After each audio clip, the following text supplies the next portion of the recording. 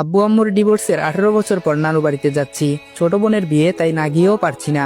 আম্মুর উপরে রাগ থাকতে পারে, কিন্তু বোনের উপর নেই। তাদের ডিভোর্সের পর আমাকে আব্বু তার কাছে রেখে দেয়। আর তরি একদম ছোট ছিল বলে আম্মু তরিকে তার সাথে নিয়ে যায়। দীর্ঘ 18 বছর তাদের সাথে কোনো প্রকার যোগাযোগ নেই। তরির বিয়ের খবরটা কোথায় পেলাম সেটা পরে বলছি। হঠাৎ ড্রাইভার বাস থামালো। যাত্রীরা সবাই একটু থমকে গেল। এটা তো লোকাল বাস না, তাহলে বাস থামিয়ে যাত্রী নিবে কেন? আমি ছোটবেলা থেকে একটু ঘাড়তেরা টাইপের, একটু বদমেজাজি আর ঘাড়তেরা। আব্বু এটা নিয়ে সবসময় আমাকে বোঝাতেন, কিন্তু আমার পরিবর্তন হয়নি। পরে তিনি একসময় বুঝতে পারেন এটা আমার পরিবারের অপূর্ণ ভালোবাসার ফল। দীর্ঘদিন এমন পরিবারহীনতা আমাকে এমন রুক্ষ করে তোলে। আমার আচার আচরণে আনে ভিন্ন মাত্রা। নিজেকে সবসময় কন্ট্রোলে রাখতে চেষ্টা করি, কিন্তু পরিস্থিতি আমাকে সেই আগের মতোই করে দেয়। এটা নিয়ে আমি নিজেও উদ্বিগ্ন।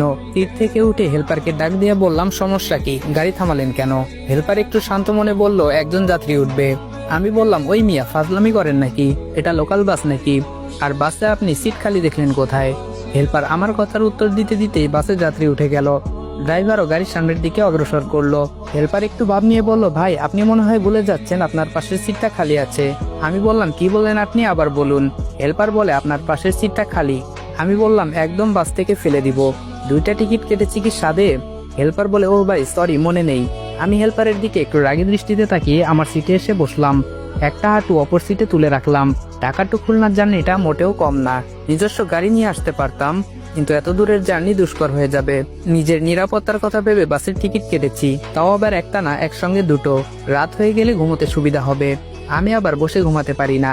আর তার থেকেও বড় কারণ হচ্ছে বাইরের মনোরম পরিবেশ যেন উপভোগ করতে পারি জানালার পাশে বসে।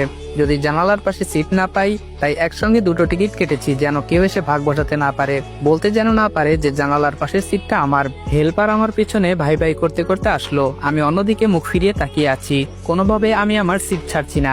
হেল্পার বলে, ভাই আমরা আপনার এক সিটের ভাড়া ফেরত দিয়ে দিচ্ছি, তবুও আপনি একটু কষ্ট করে একটা সিট ছেড়ে দিন।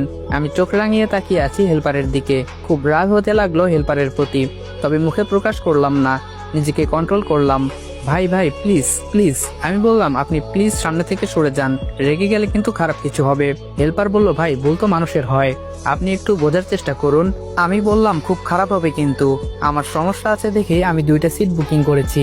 হেল্পার বলে, ভাই উনি যুবতী একটা মেয়ে, দাঁড়িয়ে দাঁড়িয়ে এত দূর যাবে, কেমন দেখায়? মা বোন তো আপনার বাড়িতেও। আমি বললাম, জাস্ট শাট আপ, সবকিছুতে মা বোন টেনে আনেন কেন? যান সামনে থেকে। আমার ধমক খেয়ে চলে গেল সে। আমি অন্যদিকে তাকিয়ে আছি।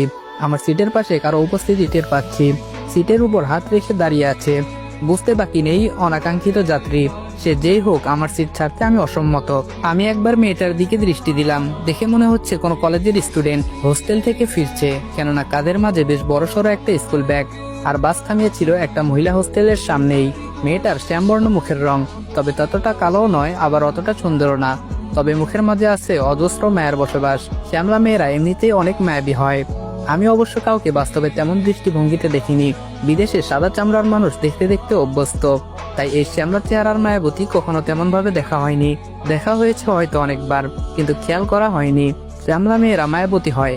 সেটা হুমায়ুন আহমেদের কোন এক উপন্যাস না গল্পের যেন পড়েছি, সঠিক মনে নেই। বাক্যটা মনে আছে, কিন্তু গল্প মনে নেই। যাই হোক, প্রায় 15 মিনিট হতে চললো। মেয়েটাও কিছু বলছে না, বসবে কিনা। আমিও বলছি না। হেল্পার কিছুক্ষণ পর পর পেছনে তাকিয়ে দেখছে আমি সিট ছেড়েছি কিনা। আমার দৃষ্টি বরাবর হলে আবার অন্যদিকে তাকিয়ে ফেলে। আশেপাশে তাকিয়ে দেখলাম অনেক যুবক আর মাঝবয়সের লোক মেয়েটাকে চোখ দিয়ে গিলে খাচ্ছে। এই বিষয়টা নিতে পারলাম না। সমাজটা আজ নষ্ট হয়ে গেছে। একটা মেয়ে একলা নিরাপদ নয়। দুষ্টু লোকদের লোভাতুর দৃষ্টি মেয়েদের উপর পড়বেই। সিট থেকে পা নামিয়ে ইশারা করলাম সিটে বসার জন্য, কিন্তু সে সোজা হয়ে দাঁড়িয়ে আছে আমার দিকে তাকিয়ে। মনে হচ্ছে কি যেন বলবে। আমি বললাম, কি হলো? মেয়েটি বলল, ভাইয়া যদি কিছু মনে না করেন একটা কথা বলতাম।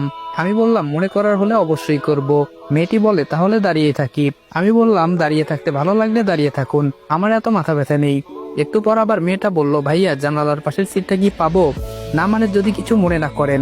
আপনি যে পরিমাণ রাগী, ভয় পাচ্ছিলাম। কি ভেবে যেন সিটটা ছেড়ে দিলাম, সঠিক বুঝতে পারলাম না। মেয়েটাও সেটা আমার থেকে অ্যাকসেপ্ট করেনি। মনে করেছিল আমি অনেক কথা শুনিয়ে দিব। আমি উঠে গিয়ে মেয়েটাকে বসতে দিলাম জানালার পাশে। সে খানিকক্ষণ আমার মুখের দিকে তাকিয়ে রইল। আমি বললাম, বসবেন নাকি আমি বসবো? মেয়েটি বলল, না না বসতেছি, বিপরীত পাশে বসে আছি। এখন অবশ্য আফসোস হচ্ছে, সিটটা কেন ছাড়লাম। একদম উচিত হয়নি সিটটা ছাড়ার। নিজের 5 আঙ্গুল মুষ্টি চেপে রাগ কন্ট্রোল করলাম। একবার রাগ কন্ট্রোল না করতে করতে আবার আরেকটা ঘটনা ঘটলো। হেল্পার এসে মেয়েটাকে